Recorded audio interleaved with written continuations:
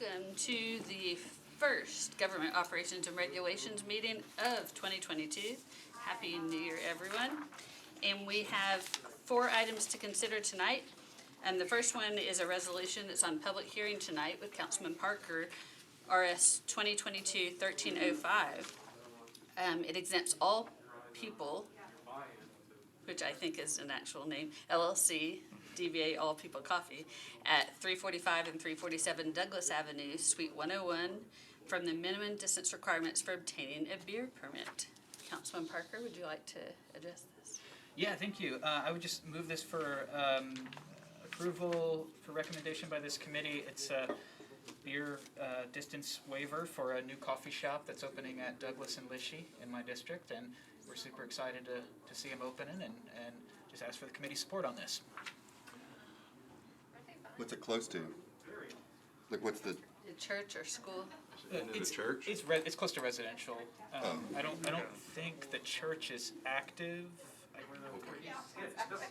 But I mean it's a mixed use development. So I mean there's residential right upstairs. Yeah.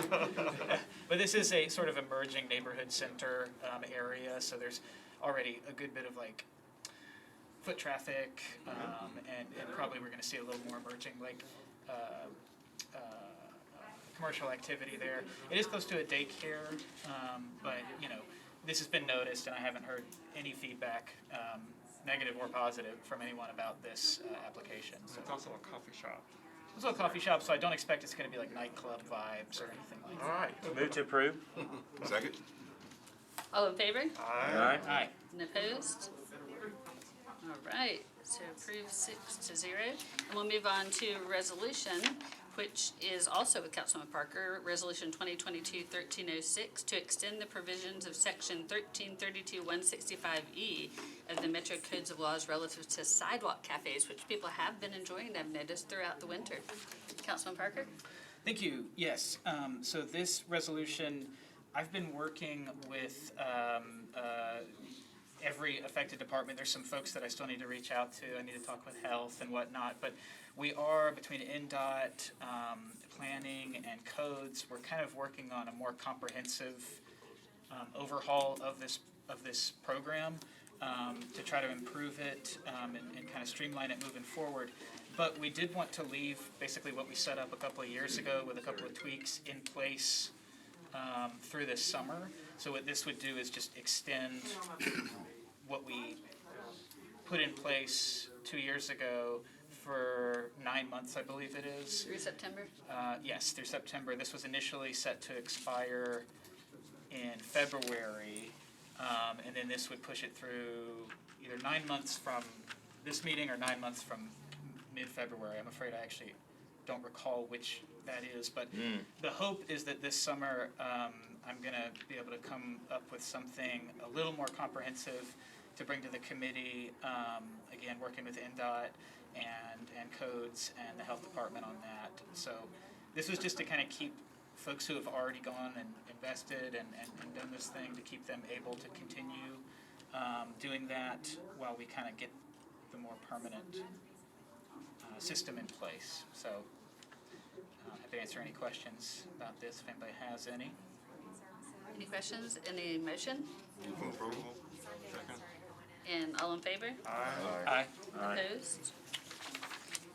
And we'll move on to the third item on our agenda. We have 2 bills on second reading. The first is BL 2021-1050 with sponsors Murphy and Benedict to amend the Metro Code of Laws regarding project information signs. We do have a letter to approve from Council Lady Murphy saying that if she's not in attendance when it comes out to please, she please ask for approval. And I know that Councilmember Benedict is out today. Does anyone have any questions or feedback about this particular legislation? Well, it looks like there's a proposed amendment. Yes, and I haven't had a chance to look at that amendment. Has anyone looked at that yet? Let's see if I can pull it up. I haven't.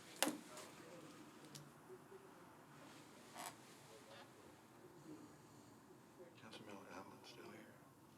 Yeah, she's probably in the other committee then. Oh yeah, because she's on the proposed amendment.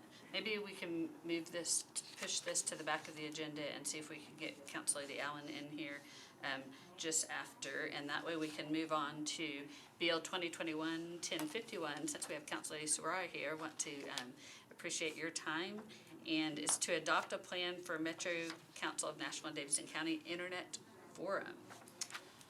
Council Lady Soraya, would you like to speak to this? Thank you, Chair, thank you, committee members.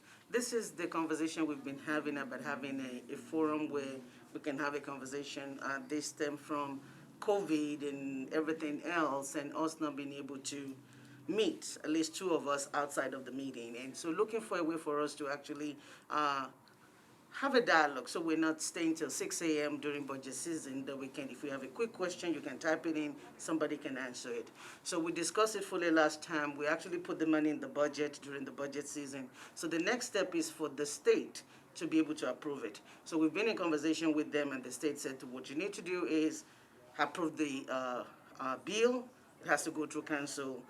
We don't think there'll be any problem with them approving it. I think Chattanooga tried a variance of it. It's very detailed in terms of what we can, what we cannot do. And some of you saw the demonstration from the software company. And so this is just to be able to move it to the next step and get the approval from the state for us to be able to use the platform. Great, thank you, Council Lady. Does anyone have any questions? Move to approve. Second. Could I just, Yeah. on the motion to approve, so I'm afraid I missed the demonstration, and I was wondering, like, is this a forum where the public is gonna be able to participate, or is it only, but it will be publicly accessible, is that? is Yes, that it will the- be okay, publicly okay. accessible, but it's just us for now. Got Now, it. the software do have the capability in the future. If we want to engage the public directly, we can do that. But for starters, this is just for us. So on a Saturday, you're looking at the analysis, and you have a quick question, and Anna is gone home, and you cannot call your colleague. You can type something in there, somebody can give you an answer, and you don't have to get up and ask on the floor. Excellent. So did that answer everything Yes, for you? yes, thank you. Thank I you. did participate in the demonstration, and I liked it, and I thought that, the public could participate by looking at it and then emailing their council member. Oh, Exactly. at least they would say it. Yeah, And I don't have to go through all your Twitter accounts to see what you're talking about. I can talk to you all in one place. And the state says it's okay, and I think that's the best part. yes, absolutely. All right, well, we have a motion on the floor to approve. All in favor? Aye. All opposed? Thank you very much. It passes Thank 6-0. you. I appreciate your time. And we'll move back to BL 2021-1050 by Murphy and Benedict. We do have a proposed amendment that we were looking for. I found it, and it looks like, to me, that the only thing that it changes is, there are two sections where it says, no work is allowed to be performed on this site between the hours of 12 midnight Saturday and 12 midnight Sunday. And it looks like the amendment in both places adds, except by special permission of the Director of Codes Administration. Anna Yes, has an I remember information that. for So, us. I've spoken to the sponsors of those amendments who spoke with the codes department, and they're not planning on offering that amendment to the bill. Okay, Oh, that makes things easier. all right. Yeah, Then I move approval of the bill. As unamended. as is. All right, all in favor? Aye. And all opposed? So we did not move the amendment at all. Thank you very much. That concludes the first meeting of 2022. Yes, I was just gonna ask, well, actually. just are we- before conclusion. Like, I'm thinking about last year, the Codes Fairground and Farmers Market Committee, is Fairground still a part of this committee, or is it? No, it's public facilities. Okay, never mind that. All right, so now we can conclude this meeting of the Government Operations Regulations. Thank you very much. See you next time. I'm assuming that those first two items were.